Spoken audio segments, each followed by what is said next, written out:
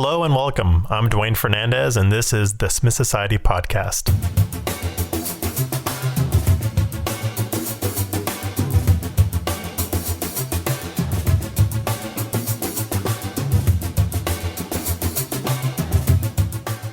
Okay, so here's the deal. I've been working on this podcast for about 3 years now, really just the idea of it. I've done some test interviews, I've done some full interviews, and then the pandemic hit, so it just kind of messed with the timeline of everything. But during that time, I've been really thinking about the format and how to execute what I believe is the perfect type of interview. It's harder than you think. I've been doing interviews for about 15, 17 years in a variety of formats, and I really have put together a methodology around how I approach them and how I actually execute them. You can take a look at a show that's had a huge impact on my life, Inside the Actor Studio. I absolutely admire James Lipton. His approach was effortless. His genuine curiosity, you can see it through the screen and you feel like you're in the room. And he has a passion for sharing those conversations with the masses, whether it was the students on campus, through his program, his live events. He was very passionate about doing an interview, sharing those conversations. The show wasn't about him. It was about his guests and his audience. He gave his guests the stage and the freedom emotionally on the stage to share their stories and their experiences. And there were some really incredible moments that happened. When you look at those people he featured, his interviews framed their journey, not his, right? Ultimately, he created this unlimited value to his audience. He was able to share an individual's successes and their disappointments in a way that was really connected with those who were part of it. His approach was absolutely brilliant. It was subtle in design, it was subtle in execution, and needless to say, the show is a high benchmark, but it's a show I want to model. And I'm sure it'll take me many, many years to even get close to it. And the pandemic and the way we've had to do interviews now is slightly different. Not being in the same room and sharing those spaces has made it challenging, but we'll get there. And the Smith Society podcast is really about that, creating a place for people to come in, share their stories. My goal is to put the spotlight on my guests squarely. That's it. Well, before I get too far into this, really the meat and potatoes of everything, I have to say that I'm an audiophile, and that's really going to be very important to know over the next few years. One of the big elements of the podcast that I developed was that every interview was going to be recorded at an iconic sound recording studio somewhere in the world, London, New York, Paris, all over the place. And the idea is that with each guest, I was going to marry their kind of history, elements of their life to the perfect recording studio. But that changed with COVID, and I've had to find a variety of new ways to do interviews, using remote crews to record while I'm in one place and they're in another via Zoom.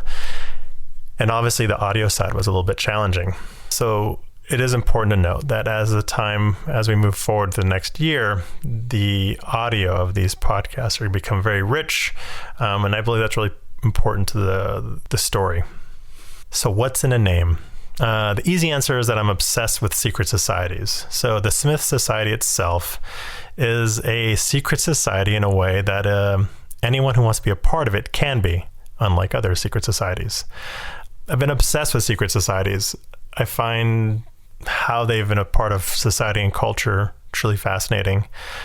But the idea that I find truly fascinating, a group of people who are, and there's all a variety of reasons they exist, but the idea is that they can control knowledge in a weird way, right? So they have the insights to history and knowledge that they share amongst themselves and use it in a way to further their agenda or whatever it may be. So I've always loved their iconography. Like when you see their, I guess it's a logo, their marks, and when they're developed, how they're developed, the meaning behind it. So when I was developing the name, the Smith Society, it took a while, but what I landed on was the idea that the people that I'm going to feature on the podcast are experts. They're craftsmen and women in their field who've spent their entire careers refining a skill. And so, yeah, it's, short, it's the Craftsman Society. And that's the name. The logo I'll get into further in future episodes, but that took quite some time as well. And I worked with one of my favorite designers, Chris Scott, who I've worked with for quite some time. And we spent a long time developing the identity. So I'll share that in another episode. But that is the background behind the name. Okay, so now into the meat and potatoes. I have an insatiable curiosity. I think I have had one since I was born. I love learning about everything and anything. I love learning about people. If I'm on the plane, I love to strike up a conversation with somebody and just learn something new that I just never knew. Everybody has a really cool story to share. And I think the more conversations you have with people and the further you can have these conversations with people who are so far from what your experiences are, you can have such incredible impact on your life. So one of the things was that I wanted to create a podcast because honestly, a lot of people I've seen hosting podcasts don't look like me. So by that very nature, their conversations, the questions they ask are a little different than the ones I'm curious about.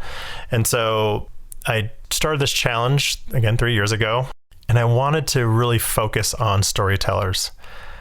Storytellers are fascinating to me. I think all creatives are in general, but I find them fascinating for so many reasons, but most importantly, the vulnerability. It takes a lot to be a storyteller. It takes a lot to be a creative. You're constantly taking things that are very personal to you and then putting them out in the world to be judged, be critiqued. And it takes a long time for someone to get to a point in their career where there's any success. That path is always one that takes quite some time and requires a lot of perseverance. So I love people with perseverance. And I think if someone was going to ask me what I think is the most important quality in anyone, it's perseverance. So why not have a podcast focused on those type of people?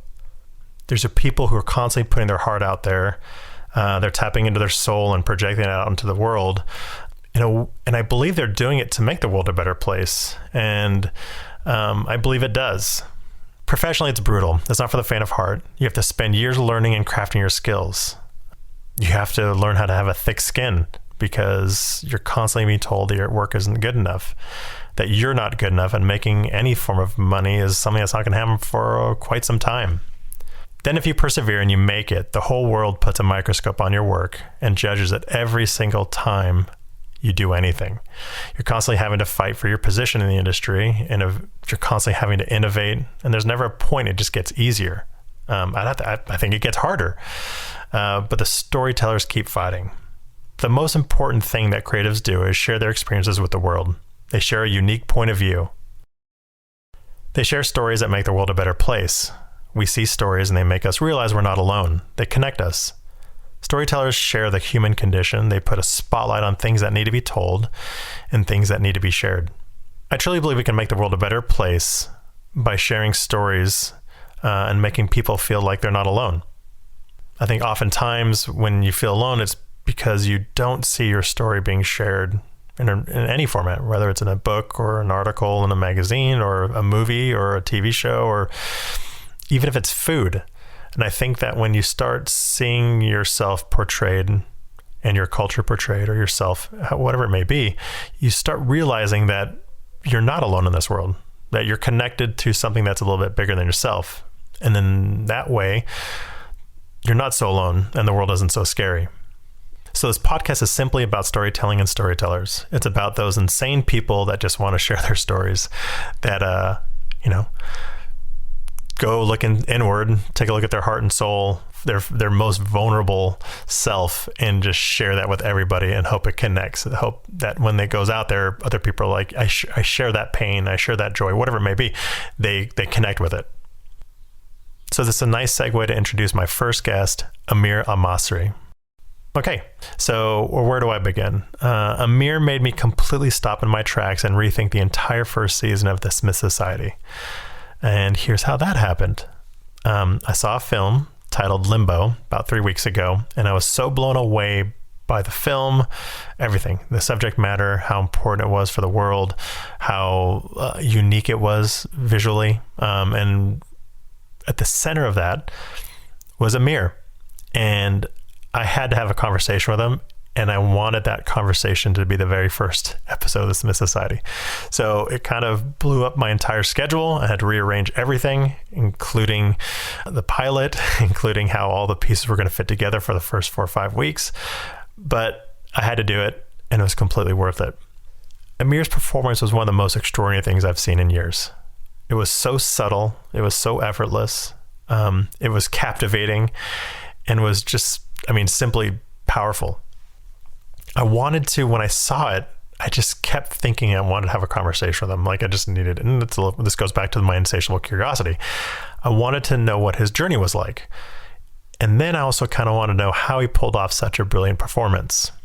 And so in the middle of his very busy press week of promoting this film, we found 30 minutes to have a conversation. And here it is. I hope you enjoy.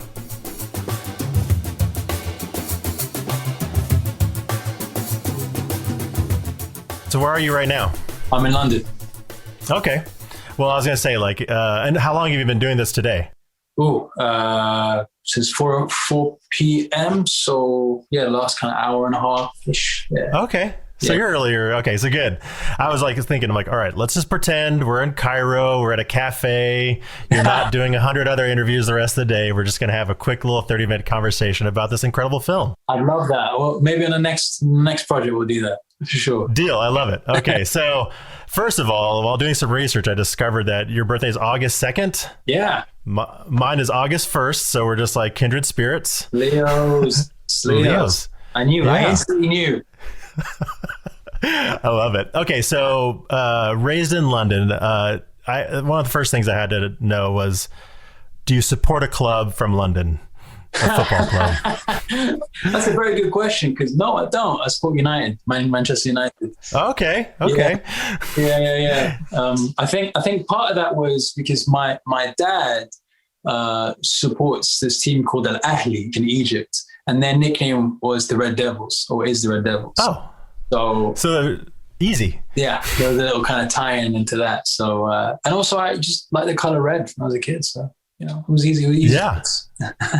Good. Well, I was curious. I was like, man, I wonder if you're a Liverpool LFC fan now because of Mo Salah. Yeah. No, I definitely tune in whenever Mo Salah's playing, for sure. Extraordinary. Best football player in the world. Yeah. And that's coming from an Arsenal fan. I'm a North London fan. I was just about to ask you. Okay, You're an Arsenal fan. Yeah. All right. It's been a rough few years, so we won't get into my side of it. So when did you want to become an actor? I know this is probably something you get asked quite a bit, but I was curious, with your background, when did you decide that I want to tell stories? Honestly, from as early as I can remember, since I was a little baby, I really wanted to tell stories, and I think the bug came when I was in a play called The Musicians of Bremen, and I played a cat, and my mum actually made the costume. I looked like a hybrid between a cat and a cow because it was kind of patchy black and white, but I had the little ears to match with the outfit, so you could tell I was a cat. But it was beautiful, kind of feeling that the stillness of the audience listening to you, and just kind of that energy reverberate in the room. It felt electric, and kind of it stayed with me. And I was relatively shy as a kid, so it was definitely a nice outlet to kind of put on a mask and be somebody else for a change. And again, so I grew up thinking I could play anything, and that was inspired by the late great Omar Sharif. Seeing him make it in Hollywood and be an icon back home in Egypt as well. And seeing him kind of play different cultures and backgrounds, and no one would bat an eyelid. I thought we'd be plain sailing, but clearly he edges over looks and talent maybe. But yeah, he definitely did inspire me from an early age. I love that. That's amazing, and I kind of have to imagine that. You even now hearing you speak about it, you still have that sort of commitment for every role, that there's a little bit of an edge, that there's an excitement around acting and portraying and putting on a mask. Do you still feel that same way as when you were a kid now? 100%, 100%. I think I know a role is going to be good for me if I'm petrified and then scared to tackle it. And I definitely felt that way with Limbo.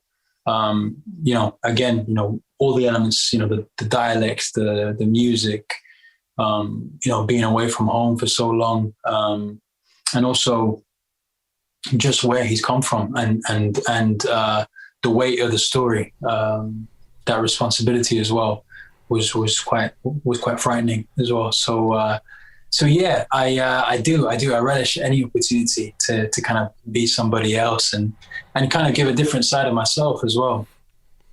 Yeah, I mean, it seems like I could tell through that film how much you're committed to it, and knowing, and doing research and seeing the stuff that you have been in, and I've seen your work.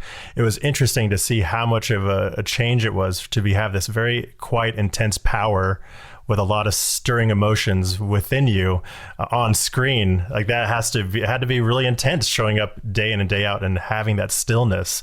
So when you first read the script, what did you think?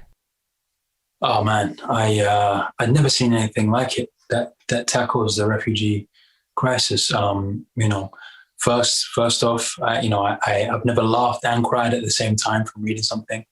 Also, more often than not, you have a Western character who leads the refugee into a better living situation. But with this, Omar is in the forefront of the narrative.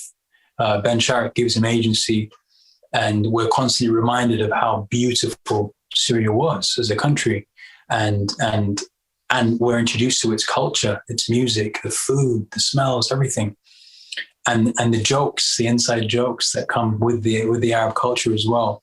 I think it's important to have that authenticity in any film, and I think as someone who was also foreign to that culture in some ways, to know that they can joke about their plight, like myself, anything that happens along the way, that we can kind of laugh about it, definitely drew me in. That's amazing. After you put down the script, 2 days later, what scene kept coming back to you? Oh man, opening scene was just the hook for sure. For myself, the phone booth scenes, for sure, and seeing his growth throughout those scenes, and seeing him come into himself a little bit more. Myself and Ben, we had a lovely kind of working relationship, and we developed this nice language of carrying 2 buckets filled with water and making sure that water doesn't spill, because once it does, the audience have a relief. And so it was that finding that right balance of trying not to break down too soon. And those when I read the phone booth scenes and the music, when his mom starts singing to him, Asfour, the bird song, oh man, like I was in bits just from reading it, and to play it as well, I was as well. But Ben would always be like, you need to hold yourself back a little bit. Yeah. Hear you talk, I just get chills. Like every time you say phone booth, I get like chills immediately. Those scenes are so powerful, and they're really a challenge for you, because it's not like you're getting to be in a scene having that emotional connection with somebody opposite from you, or even if they're off camera, like there's somebody you're looking at. It's you on a phone. Yeah. How did you approach perfect? I mean, it was effortless and exquisite. Every single scene. I went back and watched every single one of those phone booth scenes, and then the scene at the very end. But like, how did you prepare for that? I mean, it's very challenging. Thank you very much. It was very challenging, and I think knowing how important that moment is, not only for Omar, but how important it is to globally as well, universally, that idea of being separated and isolated. I always just kept that into the back of my mind, but yeah, we had a lovely Scottish crew, and the AD would one of the ADs would say the other lines in in their own accents, but still, I think just having that feeling within myself and being away from my own family helped me kind of get through the feeling of that scene and how much it meant to Omar. It was incredible. As you prepared for this film, like you're in pre-production, what sort of research or what sort of conversations, what did you do to, because are you a method actor? No, I guess it depends on the role. I guess if I was gonna play a mass murderer, I'd probably stay away from being method. But fair enough.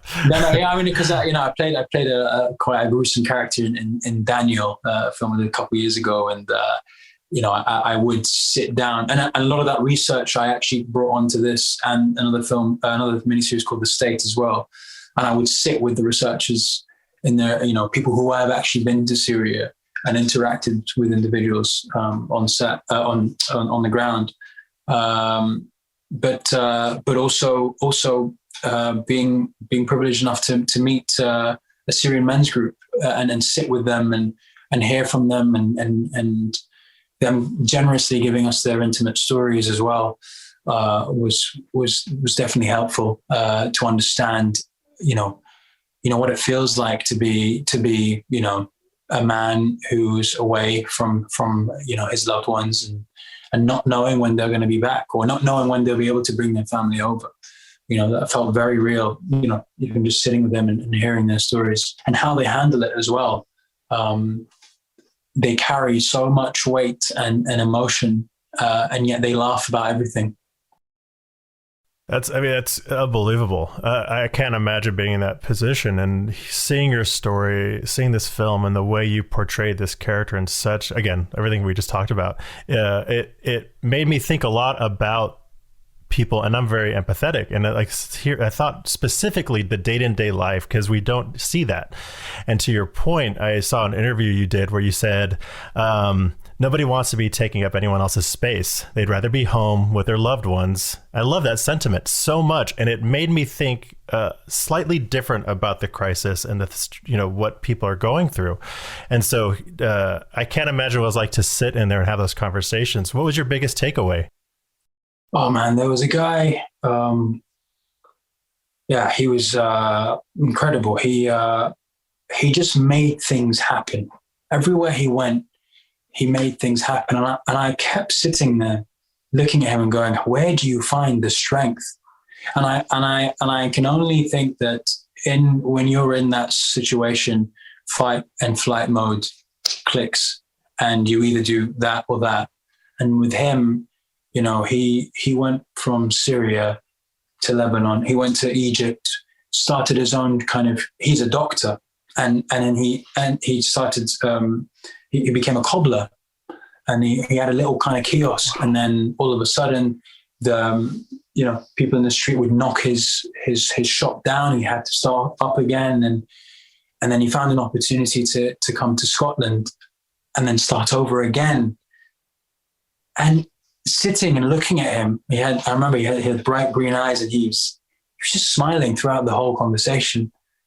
And it just made you think that life is so much simpler than we think it is. And we, the very fact that he can kind of count his blessings, that he's at peace with himself now, informed me a lot about where I put my energy and where I kind of prioritize myself. And that's been useful also in the past couple of years as well. Mm-hmm. I can't imagine. I mean, it became research that became, DNA in who you are now and moving forward. That's an incredible moment. That's very powerful. When you look back at the film, when you watch it now, what scene do you look back and think that was very hard to do? What was the hardest scene for you? The scene with my brother was very challenging, and also from a technical point of view, the the music, the last scene as well. That's technical and that was emotional, I guess. Being Kai Snashif, who plays my older brother, is an incredibly generous and giving performer, and I remember sitting with him on the first day, and he said, "I used to be you," and I said, "What did you mean?" I always used to be the beta character and who wants to become the alpha. It's my first time being the bigger man or the bigger brother in this situation. But because he carried that energy in most of his in roles that he's taken, it was lovely because we had that warm kind of tug of war at the beginning, but then there was this warm connection that brought us together again through humor. That was difficult. It was tricky because we only had one day together. And where do you develop years of that connection and loss and anger and frustration when you haven't met the actor, prior to it? And yeah, it's just again a testament to where the casting as well, Dan Jackson, how he managed to realize, okay, these guys are going to fit together. The chemistry is going to work without actually sitting us down together before that happens. It's incredible. That's absolutely incredible. Because watching that scene, I can close my eyes and I immediately had this moment of it was so warm. It was so emotionally intense that to know that you had one day to shoot that is crazy. That's wild. And to your point, casting there's not a single character in that film that feels out of place. It is extraordinary. The casting is absolutely extraordinary. It's just so perfect. Yeah. So I can't imagine that last scene. And then, then the scene, the musical scene, I can't imagine the technicality and this moment that your character has that you have as an actor and a character with this wildly technical and emotional scene. Do you, I'm going to pronounce it off. Is it Oud? Oud, yeah. Oud. Okay, so it's a little bit longer up front. Do you play? Did you learn how to play? I learned in this process. I had 2 months to practice. To master the Oud, it takes about 7 years, or to play something like that. But I had two wonderful teachers, Khiam Allami, who composed the piece. He's a musician. He would come around to mine a few times a week, and we'd play, and half of that would be me pulling my hair out and going, this isn't going to work. But he gave me that calm, and he gave me that reassurance constantly. And he dumbed it down for me, kind of narrowed it down. He put it into sections, and so I could at least play the shell of the piece convincingly. And then we could hone in on the specifics when we got there. But that's incredible. Well done. I mean, that may be the most difficult part of the whole movie. After the movie, I watched it. My wife and I ordered one immediately. Oh, they're so beautiful. Oh, wow. Yeah, it's absolutely beautiful. What an incredible. Do you play music? No, my wife plays the music. She plays a guitar, and she loves all the stringed instruments. So she ordered one, 12 hours ago. Amazing. Wow. That's so great to hear. Can't wait. So good on you for taking on that challenge and then to perfection executed on screen. So that it was such a beautiful moment. Oh, thank you. What do you want when people walked out of the theater after they see this? What do you want them to be thinking about for the next couple of days?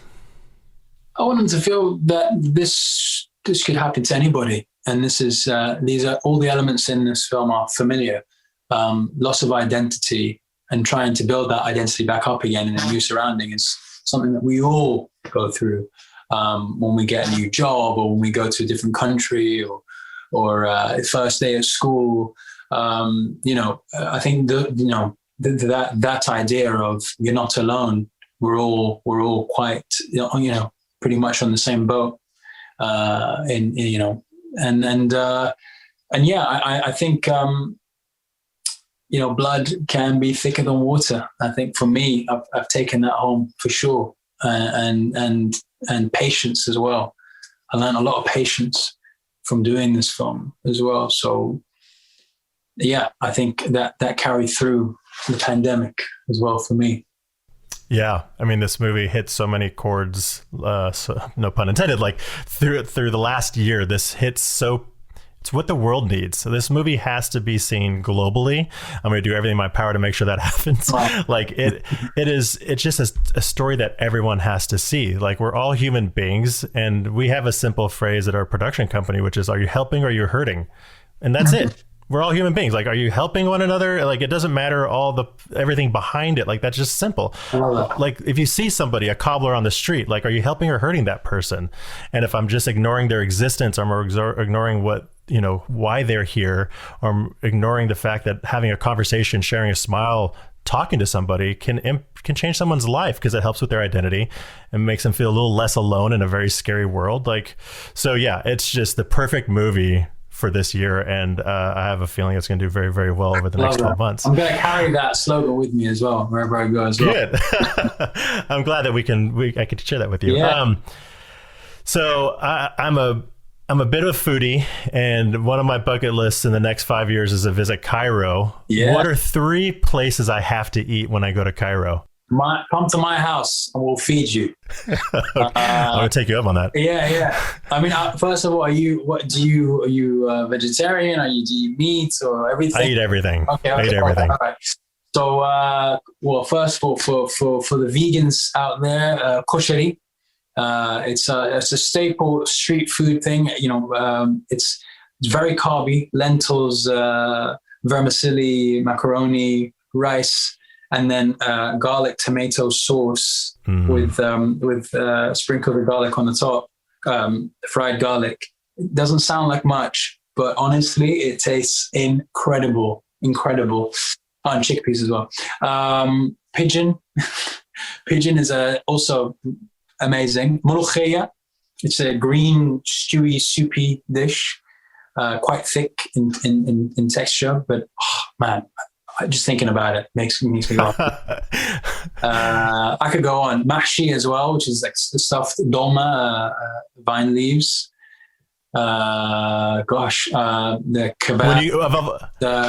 Of all those things, when you're in London and you're about to head back to Cairo, what's the first of those ones that you have to have first? Molokhia for sure. That green stew, that soupy stew. Oh man, it's amazing. Oh, I cannot wait. And now I'm hungry. Now I have to get all that. Is there decent? Can you get decent Egyptian food in London? Yeah, one or two. But do you know what? I like because nothing will compare to how my mum makes it. So if I do go out, yeah, I'll get the posh version of it. If you know what I mean. But when you go home, you really feel the love that's put into it for sure. I love that.